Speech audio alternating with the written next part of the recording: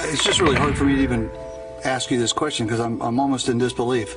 If a baby is born on a table as a result of a botched abortion, what would Planned Parenthood want to have happen to that child that's struggling for life? You're recognized. Thank you, Mr. Chairman. Well, we believe that any decision that's made should be left up to the woman, her family, and the physician. What happens in a situation where a baby is alive, breathing on a table, moving? What do your physicians do at that point? You're recognized. I do not have that information. I am not a physician. I'm not an abortion provider, so I do not have that information.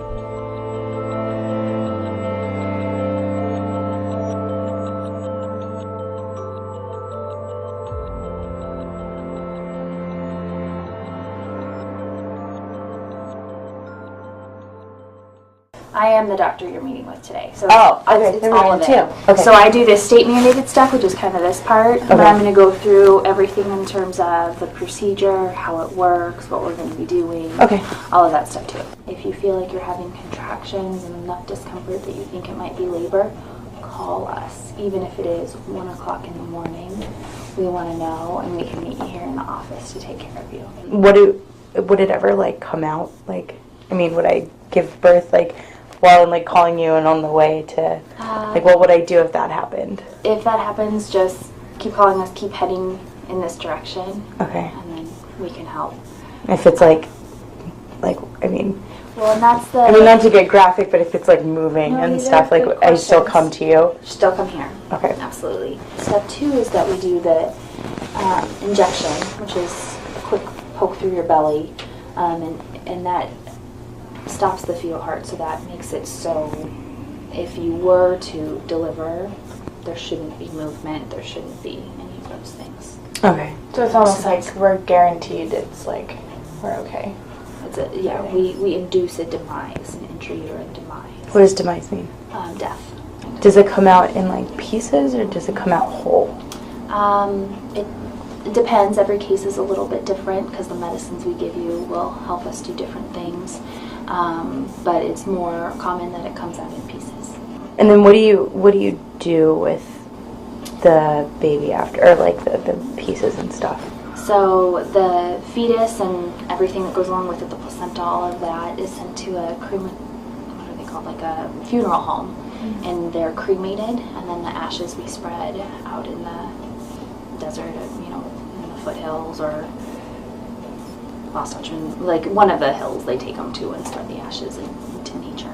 We use a combination of suction and then real instruments to literally go in and grab and pull pieces out. Okay. Maybe that's a little more graphic than I usually describe it. When you come in tomorrow, you'll be 23 weeks and 2 days. And the state of Arizona requires me to tell you that at that gestational age, the fetus is about 8 inches from the top of its head to its buttocks. It has a beating heart, fingers, toes, and it can make spontaneous movements. At this point, does it have all of its organs and all of that stuff? Is it already fully It's not developed? fully developed. It doesn't even look like a baby yet. It doesn't? Technically, it has its organs. It has parts, we all have parts, but it's not done. So, does it have a face or all of that stuff? Or? Yeah, kind of. Okay. Yeah. It has what's developing into. Right. Okay. Does that make sense? Yeah. Okay. I don't want you to torture yourself. And did you understand exactly what the digoxin does? That's the injection that they give you. That's one of your forms that you filled out. And it goes into my stomach, right? Mm-hmm. Yeah. That stops the heartbeat. Of the baby? Mm-hmm. Yeah. Okay. And you're okay with that? I don't really have another choice, do I? No, well you don't, but you could probably do it without the digoxin if you wanted to. How?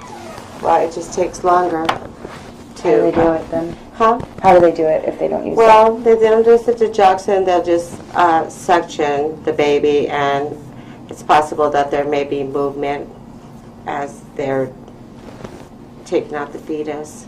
Movement after? Mm-hmm. And then what happens? Well, then usually it stops on its own. Okay.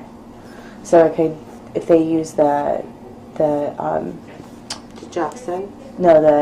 what did you say, suction? Uh-huh. So if they use the suction, then there's possible movement when it comes out. Yeah, and sometimes after... Is it alive or? Sometimes they are, yeah. But it doesn't necessarily mean that it will come out whole, because they use suction, plus they use instruments, and sometimes the fetuses don't come out, that's not complete.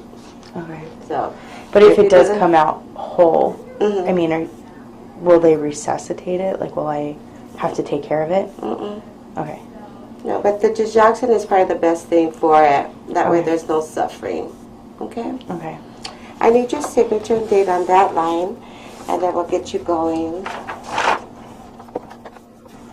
If that does happen, like if they do it, if I were to choose to do it that way, like, you would just let it go, right? Mhm.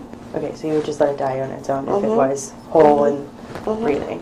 Yes? They Okay. do not resuscitate. Okay. Yeah. Just let it die on its own and, Mhm. okay. And the chances of it coming out with a heartbeat are kind of slim because, like I said, it's a procedure where they use instruments and suction, and it's most of the time they don't come out whole. Okay. But if it It's an does, then I awful don't have to worry about getting in trouble or Oh no! taking a baby home. Oh no! I understand that you're not a physician, but you do represent Yes. physicians who do perform this activity. And can you tell me what happens when a baby is alive on the table? At that point, what do they do with the baby that is struggling to live? You're recognized.